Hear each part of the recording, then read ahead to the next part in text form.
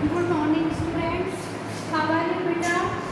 आज हम कक्षा चौथी विषय हिंदी व्याकरण पाठ नंबर 11 भाग 3 वाक्यांश के लिए एक साथ जो हमने कल राइट किए थे, आज उसी लेसन के हम क्वेश्चन आंसर और बुक एक्सरसाइज करेंगे। पहले करेंगे हम क्वेश्चन आंसर, प्रश्न उत्तर।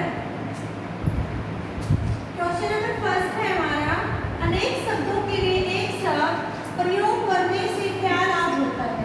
जब अनेक शब्दों के लिए एक शब्द का प्रयोग करते हैं तो हमें क्या लाभ होता है। आंसर, ऐसे शब्दों के प्रयोग से भाषा सरल, सुंदर व प्रभावशाली बन जाती है। क्या बन जाती है? भाषा सरल, सुंदर व प्रभावशाली बन जाती है। क्वेश्चन नंबर सेकंड, विद्या ग्रहण करने वाला के लिए एक शब्द क्या है। जो विद्या को ग्रहण करते हैं वो कौन होते हैं? विद्यार्थी। कौन होते हैं वो? विद्यार्थी। क्वेश्चन नंबर थर्ड, जो आपको शिक्षा देते हैं उनके लिए एक शब्द क्या है? क्या है? शिक्षक, अध्यापक, गुरु, गुरुजन। ठीक है।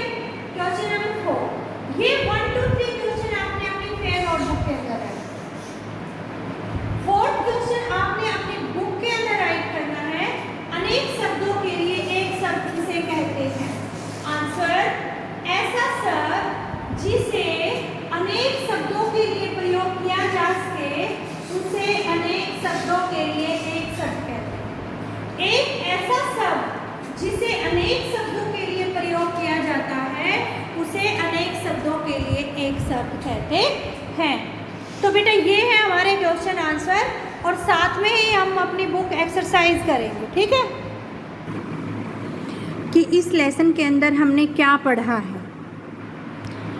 ऐसा शब्द जिसे अनेक शब्दों के बदले प्रयोग किया जा सके उसे अनेक शब्दों के लिए एक शब्द कहा जाता है।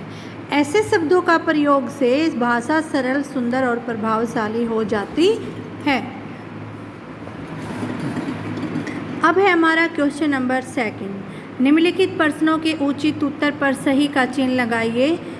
फर्स्ट, आज्ञा मानने वाला के लिए एक शब्द आज्ञाकारी, नहीं परोपकारी होता है, न ही आज्ञाधारी होता है। नेक्स्ट, जिसके समान कोई दूसरा न हो के लिए एक शब्द असमान, अदूसरा, अद्वितीय। क्या है? अद्वितीय।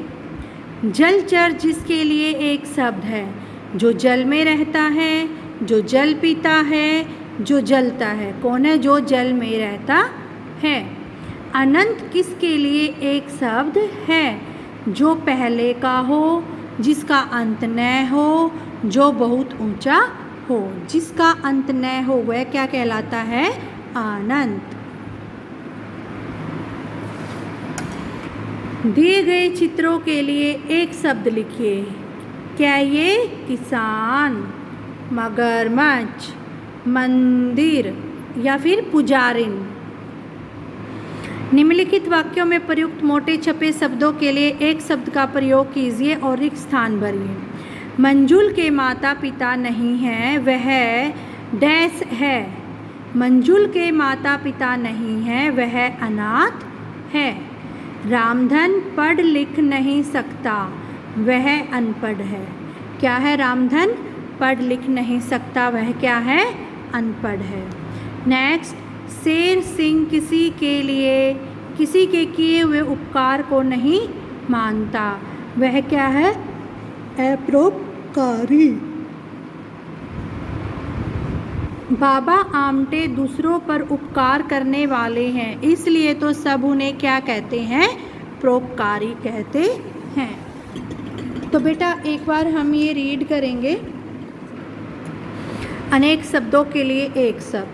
वैभव विभास गुलदस्ता लेकर कहाँ चले? विभास आज हमारे स्कूल का वर्ष में एक बार मनाया जाने वाला उत्सव है, तो वो क्या होता है? वैभव। अच्छा, वार्षिकोत्सव। विभास, हाँ, जिसे हम एनुअल फंक्शन कहते हैं। हाँ, वही वर्ष में एक बार किया जाने वाला उत्सव कहो या वार्षिक वार्षिकोत्सव, वार्षिक उत्सव, बात तो एक ही है। क्या आप विश्वास की बात से सहमत हो सकेंगे? नहीं ना। भले ही दोनों का अर्थ एक ही हो, लेकिन कहने में सुंदर, सरल और संक्षिप्त तो वार्षिक महोत्सव ही है। ऐसे शब्दों को अनेक शब्दों के लिए एक शब्द कहा जाता है। ऐसा शब्द जिसे अनेक शब्दों के बदले प्रयोग किया जा सके, अनेक शब्दों के लिए एक शब्द कहलाता है। ऐसे शब्दों के प्रयोग से भाषा न केवल सुंदर हो जाती है, बल्कि सटीक और प्रभावशाली भी हो जाती है। तो बेटा ये है आपकी बुक एक्सरसाइज, या आपने अपनी बुक के अंदर राइट करनी है। क्वेश्चन आंसर आपने अपनी नोटबुक में राइट करने हैं। राइट करके सब बच्चों ने साथ के साथ लर्न करने हैं, और लर्न करके फिर क्या करोगे आप? Written practice. ठीक है? Okay students, thank you, have a nice day.